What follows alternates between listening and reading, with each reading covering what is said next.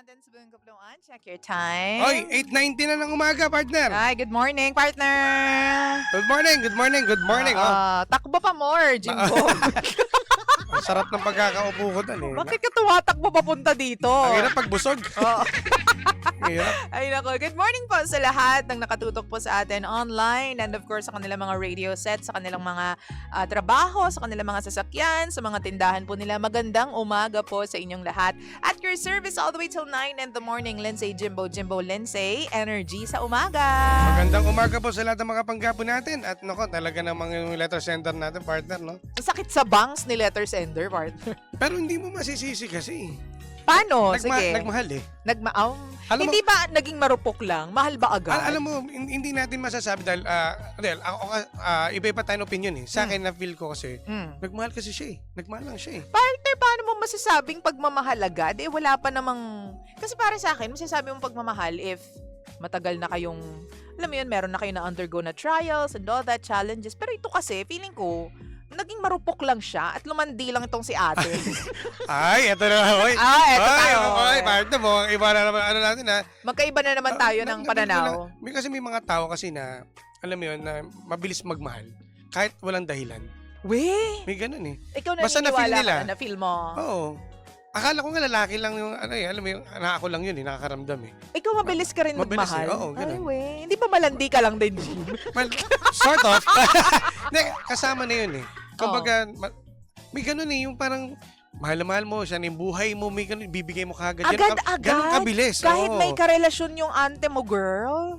Di ba nga, may mga kanta tayo na nagbubulag-bulagan ka. Sa bagay. Kasi pag ang tao Sana dalawang puso oh, yun, ko. mga ganyang kantahan. Mga ganyan. Well, totoo naman yun, magbubulag-bulagan kasi nga gusto mo siya. Kapag gusto mo siya, kahit mali. Di ba sabi nga nila, ang sarap magmahal ng mali? Ang sabi nila, ang hirap pagmahal ng may syota ng iba. Yeah. Well, natural naman yun. Oh. Pero gagawa ka ng paraan para maghiwalay sila. Hoy! Mali! Mali! Pero ako para sa akin, naging vulnerable lang siya, naging sobrang marupok lang siya. Kasi yan ang problema. Kapag may problema kayo ng jowa mo, may hindi kayo pagkakaintindihan, or minsan partner nagiging problema ito kapag sobrang tagal na ng relationship, tapos idle na lang. Wala na excitement, wala na kahit anong spark na meron doon sa relasyon. Kumbaga, yun lang yung naging buhay nila. Oo. Kumbaga sa pagkain, araw-araw ulam mo, Adobo. Oo. Ayan. Hindi ka man lang magsinigang, o menudo, o kaya cordon bleu. Kaya, naisip mo, kaya siya nagkaganon. Feeling ko, kasi naging siya, marupok siya. Or pwedeng, nasa nature niya yan. So, he may story pala to. Or talagang sabi mo nga na in love lang talaga. Pero kasi, hindi tama yung timing na pagiging in love niya. Naging in love siya with somebody else habang siya po ay nasa relasyon. So, baka may nakita kasi siya doon sa taong yun na nawala doon sa hinahanap niya sa present yung jowa. Alam mo partner, kapag ako, eto feeling ko lang to ha, kapag nasa isang relasyon ka, tapos problematic yung relationship ninyo, lagi kayo nag-aaway, yung unang lalaki na magpapakita sa'yo ng atensyon, lahat ng magaganda makikita mo doon. Kasi isa-shower ka niya ng kung ano-anong pagpapapansin eh. Attention, time, effort, isa-shower niya lahat sa'yo, lalo na kung gusto kang makuha ng lalaki na yan. Yun ang para sa akin. May point Ikaw ka ba? dyan. May point ka dyan. Diba? Kasi kumbaga sasamantalin ng lalaki yung babae na alam nang may problema siya sa relasyon niya. Oo. Ikaw ba? Para sa'yo? Gawain ko yun dahil. Hoy! Mali! Hindi mo pa masasabi na kailangan lang niya ng comfort, gano'n. Someone to lean on. Well, yan lagi yung rason nila. Kailangan nila ng comfort kasi hindi nila nakukuha yan sa mga karelasyon nila. Kasi may mga tao o may mga ganyan sitwasyon na wala kang kaibigan mapagsabihan. Meron tao lang na panatag ka. Oo. Kung sino lang yung na masasabihan mo ng samaan mo ng loob. Nagkataon lang siguro dun sa isa. Nagkataon. Partner, ang rule dyan well, hindi ko alam. Baka hindi niya alam tong rule na to. Kung magsasabi ka ng problema, wag sa opposite sex. Huwag sa halimbawa, babae ka, may problema kayo magjowa, doon ka magsasabi sa opposite grabe sex. Grabe naman, nandiyadyar mo na. Para pag halimbawa, bakit? Kasi, alam mo, eto pagtatanggol ko kayo dito, girls, yung mga malalande. Ay! Mali! Hindi, pagtatanggol ko. Kasi, alam mo kung bakit gusto nila sa lalaki magbigay ng maglabas ng sama ng loob? Kasi para ma-feel nila ma-feel nila kung ano yung pakiramdam ng lalaki. Oo. Di ba? Pag ako na ba, siya babae, manghingi siya ng advice sa babae, same feelings lang sila. Kung pag opposite sex, di ba alam mo na yung, ganito pala siya. Accepted yan, partner. Nabibigyan ng idea. Accepted yan, partner. Sa akin lang to ha, kung yung lalaking yun is matagal mo ng kaibigan or kamag-anak mo or kapatid mo, pero never go out to another guy or opposite sex, tapos sasabihin mo sa kanya kung anong problema ninyong dalawang magjowa, mali yun. Humingi siya ng advice Hayaan mo Hindi na. sa friendship, hindi sa sa katrabaho. No, it's kasi a no. kung ako katrabaho niya, humingi siya ng advice sa akin. Ano yun? Kinomfort ko siya. Ano nangyari? Room. Ay! Mali!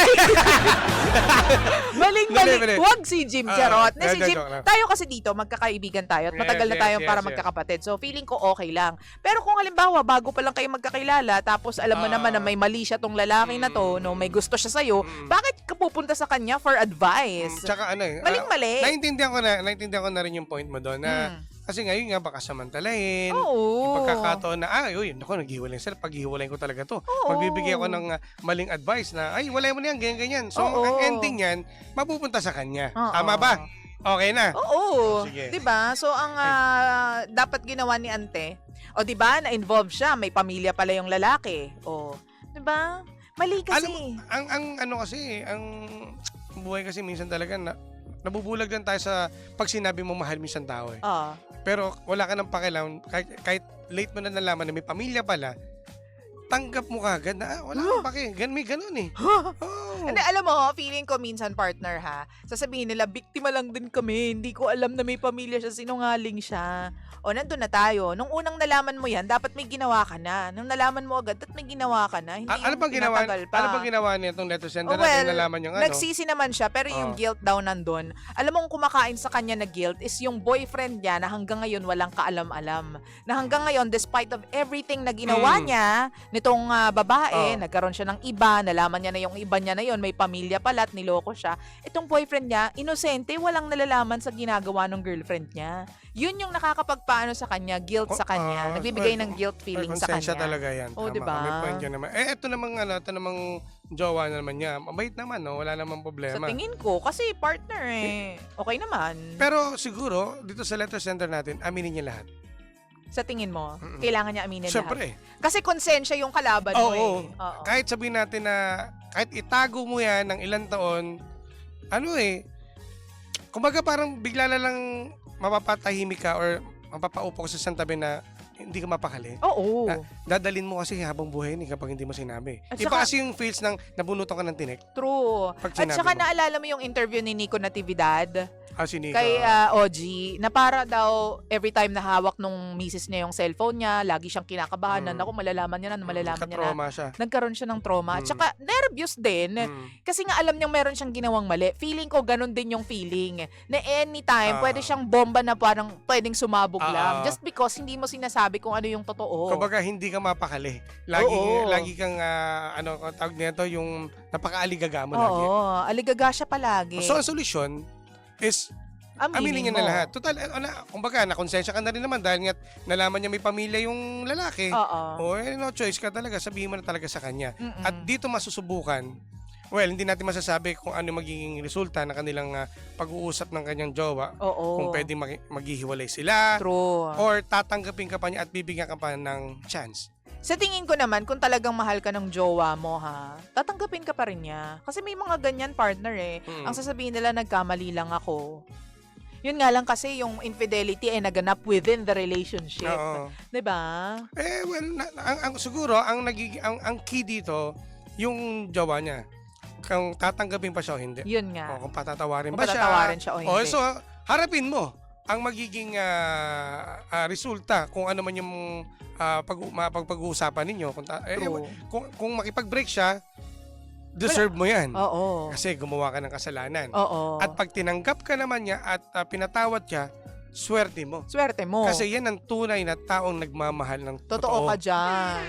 'Di ba? At sa mga may tulad ng letter sender natin na may problema, partner, yun nga lang yung lagi kong rule. Kung may problema kayong mag-asawa, may problema kayong mag-boyfriend, ano yun, i-solve nyo lang ng kayong dalawa lang. O kung gusto mong may mapagsabihan ka, huwag kang tatakbo sa opposite sex.